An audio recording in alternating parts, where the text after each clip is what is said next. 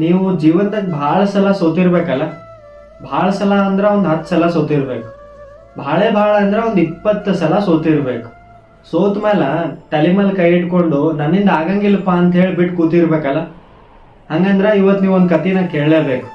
ಒಬ್ಬ ಮನುಷ್ಯ 1000 ಸಲ ಸೋಲ್ತಾನ್ರಿ. 1000 ಸಲ ಸೋತ್ಮೇಲೂ ಮತ್ತೆ ಪ್ರಯತ್ನವನ್ನ ಮಾಡಿ ಮುಂದೊಂದು ದಿನ ಮನುಷ್ಯ ಗೆಲ್ತಾನೆ.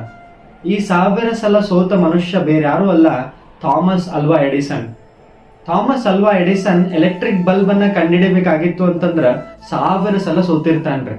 ಆ 1000 ಸಲ ಸೋತಾಗ ಅವನ್ ಸುತ್ತಮುತ್ತ ಇರ್ತಕ್ಕಂಥ ಜನ ಅವನಿಗೆ ಕೇಳ್ತಾರೆ, you failed 1000 times, don't you feel sad? ನಿನಗೆ ಭಾಳ ಕೆಟ್ಟ ಅನ್ಸಂಗಿಲ್ಲ ಏನಪ್ಪಾ, ಭಾಳ ಸಲ ಸೋತಿ, 1000 ಸಲ ಸೋತಿಯಲ್ಲ, ಇನ್ನೂ ಮತ್ತೆ ಪ್ರಯತ್ನ ಮಾಡ್ತಿ ಅಂತಲ್ಲ, ನೀನ್ ಮೂರ್ಖಿದ್ದೇನು ಅಂತ ಸುತ್ತಮುತ್ತ ಇರ್ತಕ್ಕಂಥ ಜನ ಕೇಳಿರ್ತಾರೆ.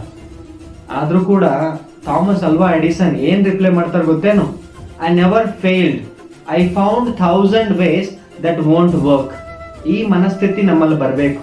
ಯಾವಾಗ ಮನುಷ್ಯನಲ್ಲಿ ಈ ಮನಸ್ಥಿತಿ ಬರ್ತದೇನೋ ಆಗ ಮನುಷ್ಯ ಪ್ರಯತ್ನವನ್ನ ಪಡ್ತಾನೆ. ಪ್ರಯತ್ನ ಪಟ್ರೆ ಮುಂದೊಂದು ದಿನ ಹೋಗಿ ನಾವು ಗೆಲ್ತೀವಿ.